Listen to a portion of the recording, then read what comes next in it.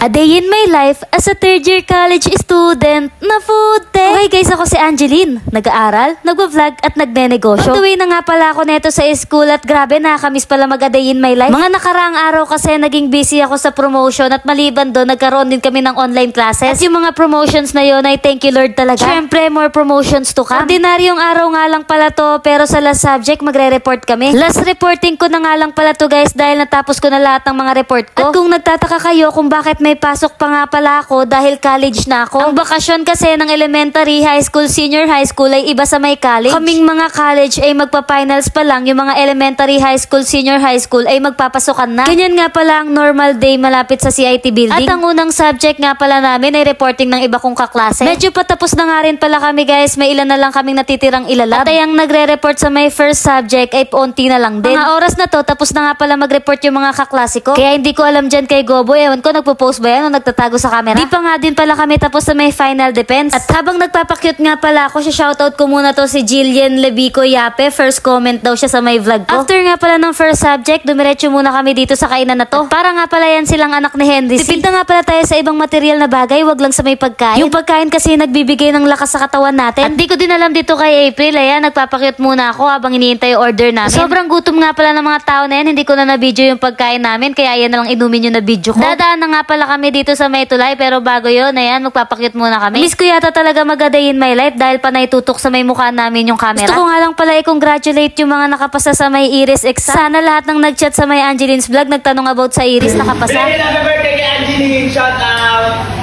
Yung nga pala kila kuya sa CIT building din yun. Shoutout nga pala dito kay Sir Daniel, napakabait na teacher namin na yan. Nandito na nga pala kami sa last subject, bago nga pala kami mag-report, nagkaroon muna ng quiz. Shoutout nga pala dyan kay Senya, nagpapakyut. At ayan, kanya-kanya nga pala kaming review dahil merong quiz. Magre-report nga pala kami neto. Nasobrahan yata to sa pagre-review si Ryan Bang, kaya yan, natutulala na lang siya. Quiz kasi namin, 1 to 15, baka maka 16 yung score niya. Sobrang mabait nga pala ng mga kaklase ko na yan for the review talaga ng seryoso. At ayan, shoutout nga pala yan kay Limwell dahil binabalandra niya yung sticker ko. Tingnan nyo, nasa likod ng cellphone case niya. Napaka-supportive nga pala ng tatay niyan sa mga vlog ko. At pati siya mismo, supportive din. Mga hindi nga nakakaalam, kagrupo ko yan si Limwell sa may thesis. Dito, nakaprepare na nga pala yung PPT namin. Gihintay na nga lang pala kami ng go signal ng teacher namin para makapag-start na sa report. Yung hilera nga pala namin yung magre-report, pangiti-ngiti lang pero kinakabahan yan. Ito sa part na to, tapos na nga pala ako mag-report, nakalimutan ko magpa-video. Ito nga pala, malapit na kami matapos mag-report dito. Shoutout nga pala dito sa dalawa kong kaklase, nagpapakyut sila. Si April nga pala yan, tsaka si Angel, nakaway sila. Shoutout nga din pala dito sa klase ko kay Rosalie. Tignan nyo naman yung sticker ko nasa likod ng case ng cellphone niya. Nakakatuwa lang dahil yung mga kaklase ko nakasuporta sa akin. Tapos na nga pala ako neto at nagpapakyut lang ako sa likod ni Eliza. Dito nga pala, tapos na kami mag-report. Ibang grupo naman yung nagre-report. At nakasama na naman kayo sa normal na a day in my life ko. Huwag nyo nga pala kalimutan mag-like and follow dito sa may Facebook page ko para lagi kayo updated sa mga bagong post ko. Ayun lang naman yung nangyari ngayong araw ko. Dito ko na lang din pala tatapusin. Thank you for watching. Bye!